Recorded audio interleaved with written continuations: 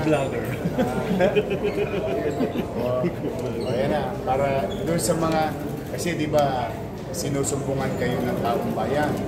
O yung iba sa inyo pinadadala sa akin. Ito na yung sagot na dahan-dahan. But for the meantime, basta pumanatag sila, we will police ourselves. Ngayon naman, ang pakiusap ko, sana magpusang disiplina. May challenge ako sa lahat ng vloggers. Videoan ninyo lahat ng kamote rider na mag-i-step in sa pedestrian. Sa pedestrian. Tapos, pasisikatin natin sila. Hindi kasi we need discipline. Ang pedestrian para sa tumatawid. Isipin nila lagi na pamilya din nila yung tumatawid. Nasa kung may hawak ng motor. Diba? Iba rin naman ang mararamdaman. So, magkikisuyo tayo sana. Kami ni Chi Atienza, ni Director Dennis Biahe, sa punang aming mga kasama enforcement unit, at si Major Apostol ng MDTU, Manila District Traffic Enforcement Unit. Lahat kami, gusto natin maayos. Sa Maynila traffic, always like that. Kasi sentro tayo ng komersyo o palitan ng produkto. But we can manage that. The listing na mabibigay natin sa tao.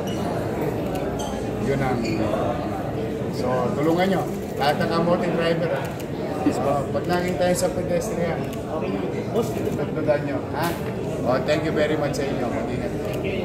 God first. Palakpakan naman po natin ang Chamber of Commerce.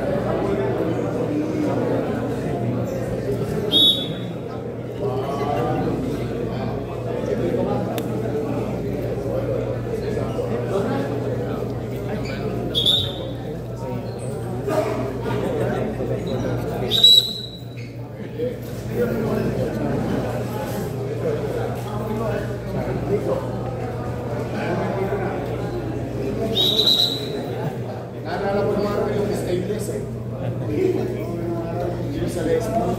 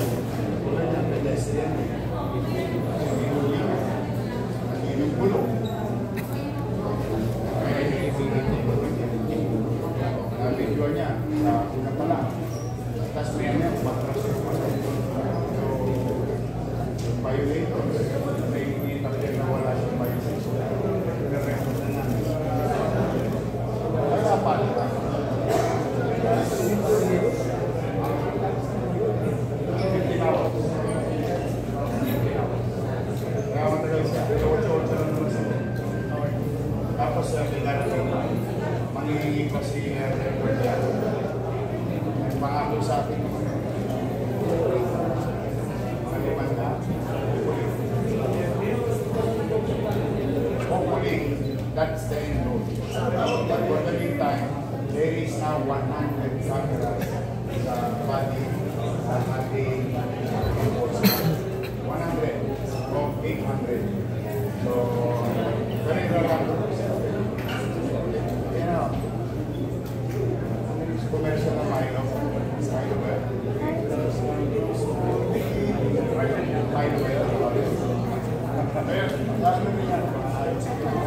Counting address ng mga vloggers.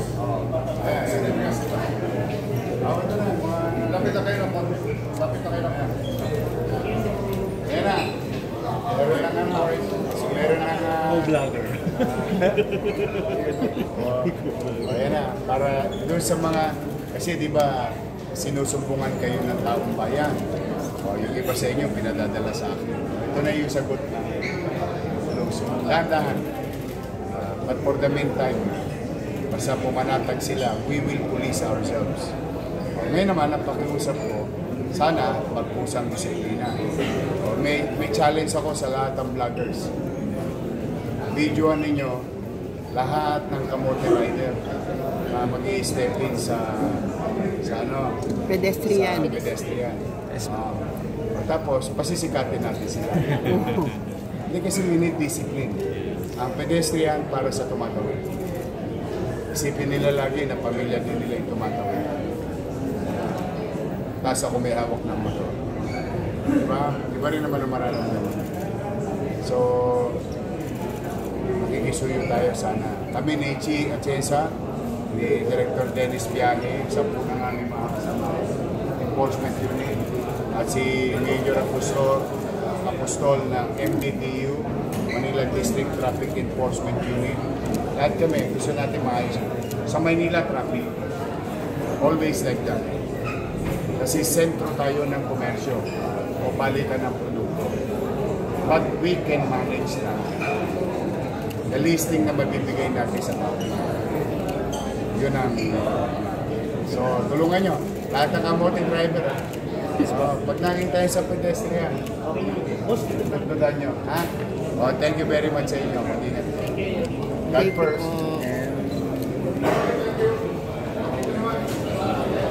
Director po namin na si Director Dennis Vivian. Salamat po. Opo, pagka wala po ito, hindi po natin malalaman isunod po yung tama. At saka mali. Kasi po sa body cam po na ito, pag kami po ay napagbintangan, eh may papatunayan po namin kung ano yung pinaka nangyari. Yun lang po.